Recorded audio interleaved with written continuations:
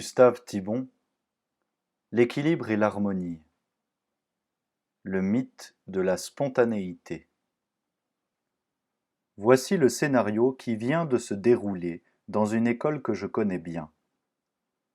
Un élève rend à son professeur une copie où la densité des fautes d'orthographe et de grammaire dépasse largement la cote d'alarme. Le professeur corrige les fautes et dit à l'élève : « Vous me recopierez ce texte pour demain. » Le lendemain, l'élève arrive en classe avec une lettre de son père informant le professeur qu'un exercice aussi mécanique et dénué de fantaisie que la copie d'un texte était contraire aux aspirations spontanées de l'enfant. Ce propos s'inscrit dans la ligne d'une mentalité très répandue aujourd'hui, qui tend à faire de la spontanéité le premier, sinon l'unique critère de toute valeur. J'ignore quelle a été la réaction du professeur. À sa place, j'aurais dit que la vraie question n'était pas « cet exercice répond-il à un vœu de spontanéité de l'enfant ?» mais « est-il efficace par rapport au but recherché, en l'espèce la connaissance de la langue française ?» Or, c'est un fait d'expérience courante que l'acte peu exaltant de recopier un texte est un des meilleurs moyens de le garder en mémoire. Et toutes nos existences ne sont-elles pas criblées de comportements non spontanés, c'est-à-dire d'actions que nous n'accomplirions jamais de notre plein gré si une nécessité quelconque, depuis l'hygiène alimentaire qui nous interdit tel aliment pour lequel nous éprouvons un attrait dangereusement spontané, jusqu'aux 1000 obligations de notre vie sociale et professionnelle, ne nous les imposait pas. Intellectuellement et moralement, la spontanéité ne constitue pas une valeur. Elle peut jouer dans n'importe quel sens, vérité ou erreur, bien ou mal. Quoi de plus spontané que les premiers éveils d'un enfant à la connaissance et à l'amour? Mais quoi de plus spontané aussi que ses caprices, ses accès de violence ou de paresse, ses cruautés inconscientes? L'âge divin des poètes et l'âge sans pitié du fabuliste s'entremêlent dans le psychisme du premier âge. Cela étant, quel est l'éducateur qui n'est pas obligé d'opérer un choix parmi tant de spontanéités dispersées et souvent contradictoires? Ce choix se traduit par l'imposition d'une discipline.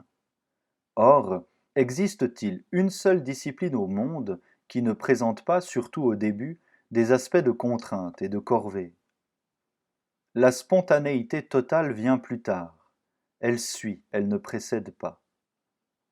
Avant de goûter les joies spontanées de la lecture, il faut avoir appris à lire, c'est-à-dire s'être débattu parmi les rapports aussi conventionnels, aussi peu spontanés que possible, entre les sons qui frappent l'oreille et les lettres inscrites sur le papier.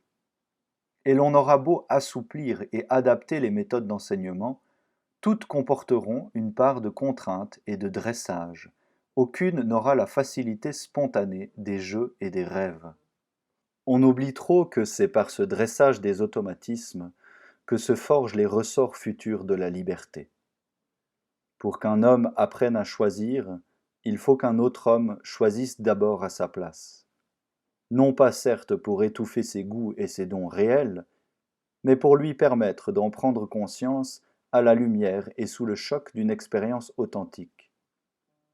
Tel grand mathématicien pleurait de rage ou bâillait d'ennui au premier cours où on l'avait traîné contre son gré.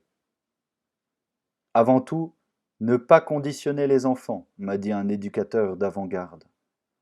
J'ai répondu qu'un certain dressage précoce, aboutissant à la maîtrise des impulsions, était le meilleur antidote contre la mise en condition qui guette aujourd'hui tous les adultes. Et qu'inversement, rien ne prédispose plus au conformisme que le manque de formation. Ce sont les enfants gâtés, ceux dont on a respecté et flatté tous les mouvements spontanés, entre guillemets, qui deviennent plus tard, faute de consistance et d'orientation intérieure, les jouets les plus passifs de l'opinion et de la mode. C'est dans la mesure où on leur a épargné toutes les contraintes qu'ils succombent à toutes les séductions.